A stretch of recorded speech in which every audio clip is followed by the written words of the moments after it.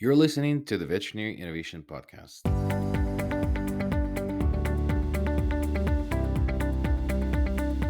You're listening to the Veterinary Innovation Podcast. My name is Sean Wilkie, and along with my awesome co host, we interview the innovators in this space every week. Ivan, please go ahead and introduce today's guest. Very official you today. Hey, I'm Zach, and excited to introduce a colleague of mine, Dr. Seth Wallack. Dr. Seth is the founder and CEO of Vetology, a company that combines artificial intelligence and teleconsulting through its online platform. He's currently director of American Association of Veterinary Radiologists and the founder of VICSD. Dr. Wallack has 20 years of experience in tech development and 25 years as a practicing veterinary radiologist in California. Seth, welcome to the show. Thank you for finding the time. Thanks for having me. I'm excited to talk to you guys and bring you up to date on what we're doing. Likewise. Well, why don't we start there? What is Vetology, and what do you do, and how do we play with it? So Vetology is a AI teleradiology company. It was started as a teleradiology company first, and then when AI came along, we were looking at ways to actually make teleradiology more efficient. And we do a couple of things with our AI. One of those things is we actually deliver things that are really important or critical. Those reports, we deliver those directly to the veterinarian to help them make decisions faster with their cases. And then we also use our AI on the back end to help our radiologists be more efficient. So we've got kind of a two-pronged approach as to how we actually utilize AI for our services. So, on the surface, if I'm a user, does it still look different from submitting a radiology, or that's just how you make the sausage and nobody sees that, and then it's basically submitting cases and you guys read them, or there's like a AI component and then there's a radiologist component? What does it look like as a user when I'm sending X-rays to you? Yeah, great question. So what happens is the radiographs get taken, and we actually have one of the big things that we have is we have people on the back end, our Vetology angels, who actually assist and look over those images. So if there's any issue with those images, we actually let the clinic know about that so they can get redos or retakes done at their clinic on those images. We use some AI for that as well. But that's part of our service. It's incorporated into that entire package of the monthly subscription. We have people looking at the images to help them out with their technical aspect. Then once the study gets actually finalized at the clinic side, it automatically gets uploaded to the Vetology cloud, and we create reports of whatever we can create a report on. We do our reports by region. It can be by thorax and abdomen, or if they just send in a thorax or just send in an abdomen, it'll get reports for each one of those regions, and those will be automatic. Those will be sent back to the DVM within about 5 minutes. So they can look at those and they can look at their images and make some decisions about what they want to do in terms of treatment. From there, they can end up actually deciding they're going to move forward with treatment, and they don't need to send it in because a lot of vets still look at their radiographs. For those that actually want to send in a case because they're looking at the report, they still have questions about it, they can send that in for a review by a radiologist, or some clinics send all of their radiographs in, so their workflow is the same in terms of they just hit the submit button and they would submit the actual teleconsulting. And so that workflow is the same. So essentially, our goal was not to adjust their workflow at all. It was to automatically give them an AI prelim. And then from there, if they were going to submit it, they haven't done anything additional. They would just end up sending that in as normal. They just get some extra information automatically from that report or from those radiographs being finalized. Does that kind of make sense? Totally makes sense. Yeah, no, that's great. And it actually kind of dovetails into my next kind of question. So recently I was at a symposium, a forum put on at AVMA around AI in the veterinary industry. And there was a lot of concern around using AI for diagnostic purposes. So an example of that would be using an AI readout from a radiograph to make decisions on the care of that animal. I really like how you call it a preliminary read and then have the ability for a radiologist to read it either automatically as part of the same workflow or as an option for the user. I think that's really kind of amazing, Seth. But what's your opinion on that? What's your opinion on the prelim being used as a diagnostic tool? So, what we found is that hospitals who submit cases for radiologists to look at, most of it doesn't change their behavior.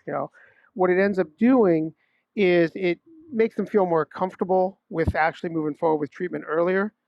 So clinics that weren't going to send all their cases in still don't send all their cases in for review, but it gives them some extra information. Previously, they would have gone to a textbook and tried to look at some static result and correlate that back to the radiographs. Here, we're just delivering that information to them, but they're still actually being veterinarians and looking at what's on the radiographs and making decisions. And hopefully, our goal is to get them to either feel more comfortable with the decisions that they were going to make and get started with treatment earlier to improve outcomes, or bring up some points on the radiographs that actually they say, huh, I didn't even think about that. And they end up sending them in for review. Yeah. So for the cost of radiographs right now, so AI is very affordable, and then there's a very very big difference right now on the market for the actual radiologist read and radiology AI assisted read. Where do you guys sit price wise, if that's okay to share here? Because, we look at some images to send to IDEX and Antec, that's insanely expensive. And then there's some AI companies that are very affordable. And so, what's the price versus the timeline if radiologist actually looks at it? Is that something you can talk openly on the podcast? Yeah, I can talk about that. So when we first did this, right, we set a subscription model for AI. The reason is that our goal in everything that we do is to not actually impact workflow at a clinic. And it's always to assist workflow. So as I said, we have people on the back end who are looking at images to help out with workflow so an animal doesn't actually, hopefully the animal doesn't get off the table, right, and put into a cage or even go home, end up having to be brought back for images. We want to actually make sure that the image quality is good at the time when they take those. So it's that fast. That wasn't my other.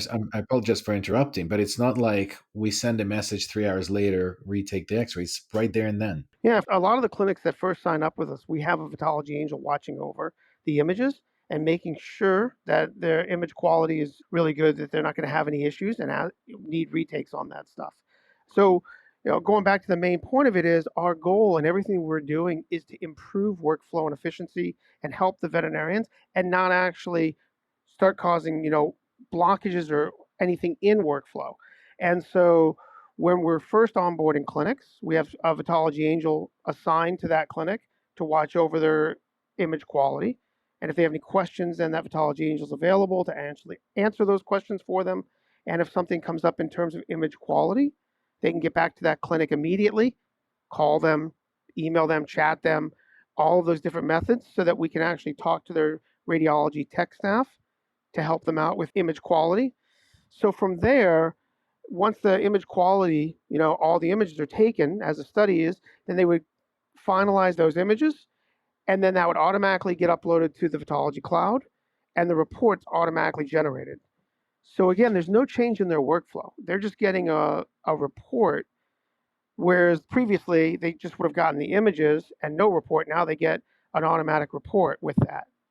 But when the veterinarian comes in to look at the images, our goal is the veterinarian will be happy with the images, that they won't be asking for retakes on those images, and that they can start looking at top, high quality images immediately, and have a report, what we call an evaluation or screening evaluation report, right there with the images.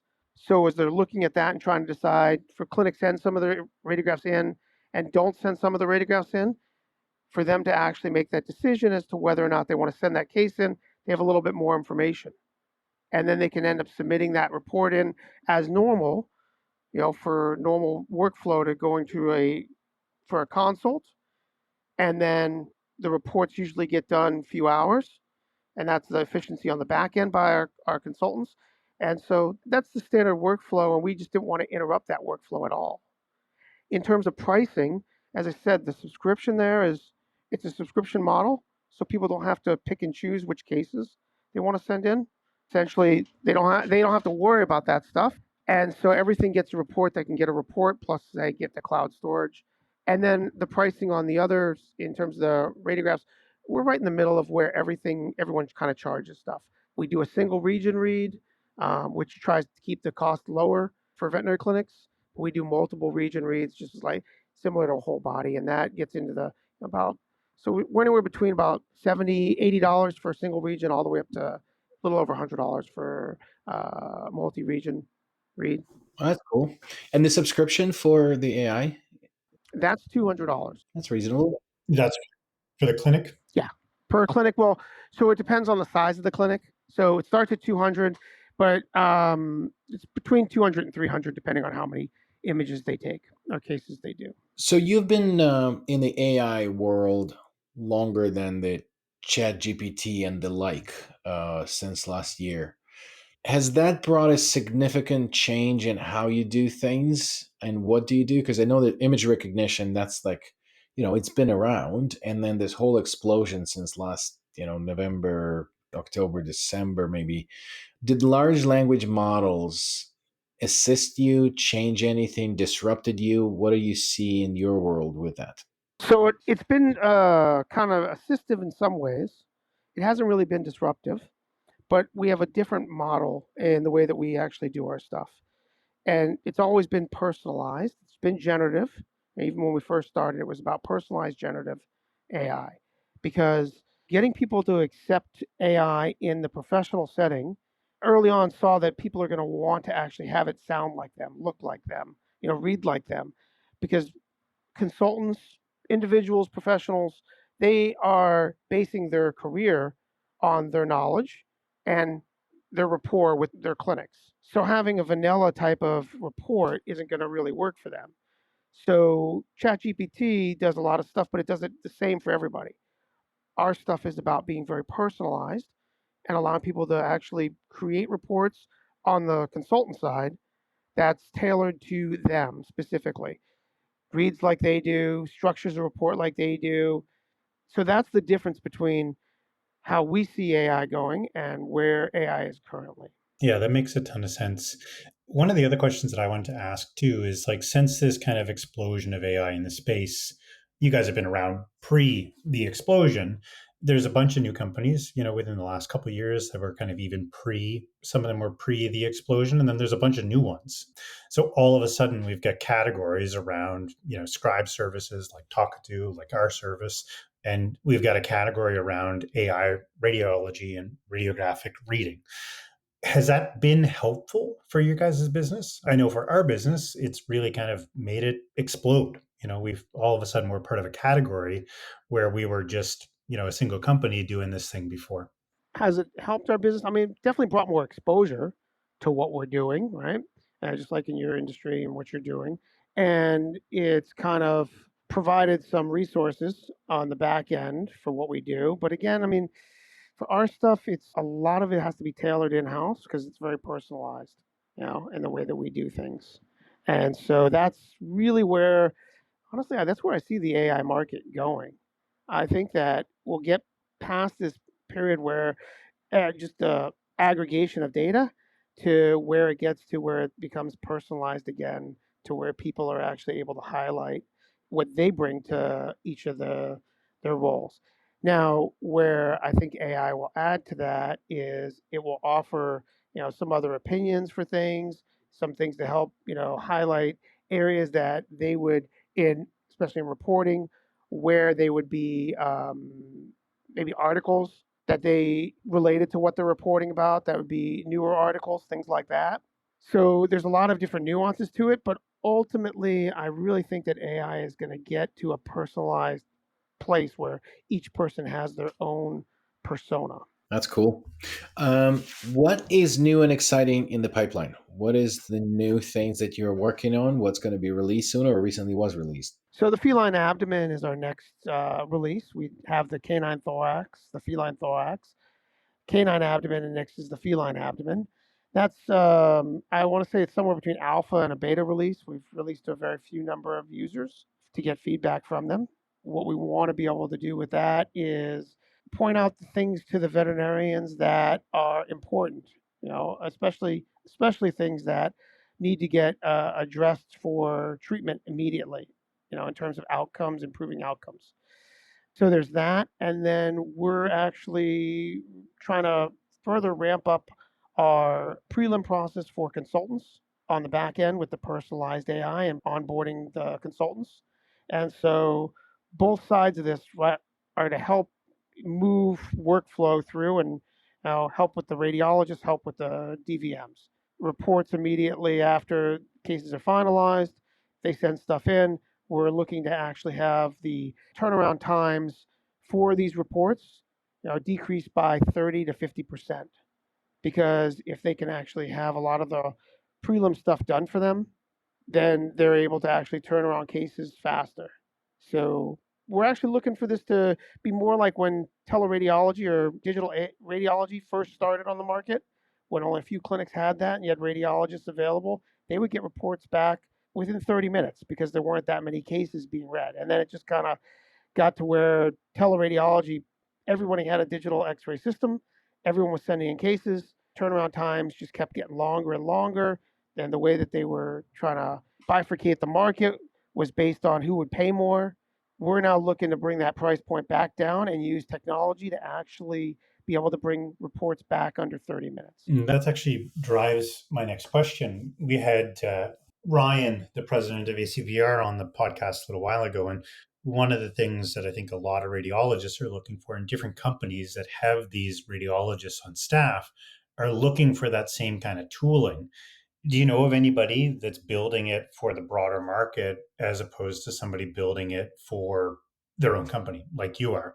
This triaging system where these radiographs can be triaged and kind of help improve the workflow of this massive, or the workforce of radiologists out there. Is there anybody working on that? Because I think there's a lot of companies that could benefit from it. Yeah, I think there are. I think each company's doing their own thing. And one of our goals is once this becomes adopted as the norm, which we think it is. I mean, essentially, everybody kind of bets on something as they're entering into industry, and our bet was that personalized generative AI would be the way people would want to go.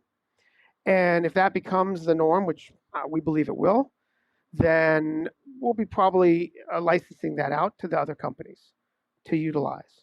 Our infrastructure, our technology has behind it has been patented. So we actually, we want to actually allow everybody to utilize that, as well as allow consultants who have their own businesses the ability to actually utilize that as well, so they don't get left behind in the whole market. This technology isn't just for the big companies; it's really for everyone to utilize. In terms of the other stuff, again, it's picking and choosing which things we can get done. And we think our biggest return on our workflow is going to be with the personalized piece and less so about, prioritizing the cases in terms of finding stuff and putting it to the top of the workflow. Our goal is to actually make everybody super efficient. So that becomes less important because reports get turned around in 30 minutes or less. Well, it sounds like you have a hell of a lot of work to do in front of you, which I think anybody that's building stuff in AI does. Dr. Seth, it was a pleasure to have you on the show. We ran out of time like we always do. We've got a couple of questions to wrap up with. One is a book, a YouTube video, something that you found inspiring that you'd like to recommend to our audience. I just finished the Start With Why book. I know it's an older book. It was okay. I don't really have a great book that that I read that I can really say, everyone should read that. I don't mean to say it's a terrible book. It's okay. I mean, essentially, I agree with every business having a purpose. Like I said, businesses make a bet on something and sticking to that and saying that's what the business is about. But I think that ultimately, when it comes down to it, if you do a really good job at that, people actually, there's enough of an audience, a consumer base to support that, then you have a successful business. I don't think people will just buy something just because of the reason behind the business. You've got to also deliver, on the product. So that's why I was like, the book was okay. So yeah, I don't really have anything to really recommend to the listeners. Okay. The last question that we usually ask, but I ask one before that. Where can people find you if they're interested in Vetology as the radiology service? And the last question after that is their guest from the industry, some innovator that you know that would be a good guest for this show. So where can they find us? They can find us online, vetology.ai, or if they go to vetology.net, they can always track over to the vetology.ai site. They can also email us at info@vetology.net, but should be able to find us online. In terms of other people, sounds like you've spoken to most people in the AI industry. The one person that probably would be great to have on here would be, next time the Vetology comes on, have Eric Goldman, the president of Vetology, come on and speak, and because he's very good at articulating what we're doing, and be good for you guys to meet him. Thank you so much for listening to the Veterinary Innovation Podcast. If you want to hear about our new episodes, please follow us on any social media channel. Also, you can check out our website at veterinaryin.novationpodcast.com. See you next week.